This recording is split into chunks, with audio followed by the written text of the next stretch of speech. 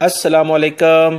صراط مستقیم چینل میں آپ سب کو میں خوش آمدید کہتا ہوں۔ وہ تمام غیر ملکی افراد جو کہ سعودی عرب میں موجود ہیں اور وہ عمرے کی سعادت حاصل کرنا چاہتے ہیں حج سے پہلے ان تمام افراد کے لیے ایک بہت امپورٹنٹ سعودی وزارت حج عمرہ نے ایک خبر شیئر کی ہے جس کی تفصیلات میں آپ سے شیئر کرتا ہوں۔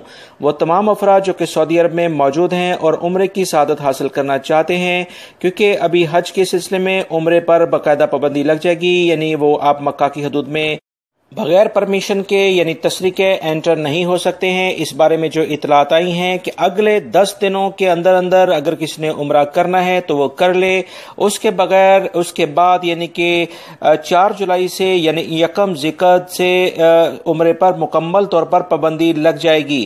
لہٰذا اس بارے میں آپ کو اطلاع دینا چاہتا ہوں کہ 4 جولائی 1 ذی-الحجہ سے عمرے کے سلسلے میں سعودی حکومت پابندی لگائے گی۔ لہٰذا کوشش کریں کہ عمرے اگر کسی نے کرنا ہے تو ان 10 دنوں کے اندر وہ کر لے۔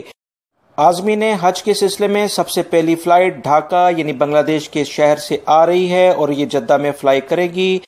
اسی تمام صورتحال کو دیکھتے ہوئے سعودی حکومت نے اگلے 10 دنوں میں یہ بتایا ہے کہ جس نے عمرہ کرنا ہے لوکل لیول پر وہ کر لے، اور اس کے بعد اس پر پابندی لگ جائے گی اور لوکل افراد بھی بغیر تصریح کے مکہ کی حدود میں انٹر نہیں ہو سکتے ہیں۔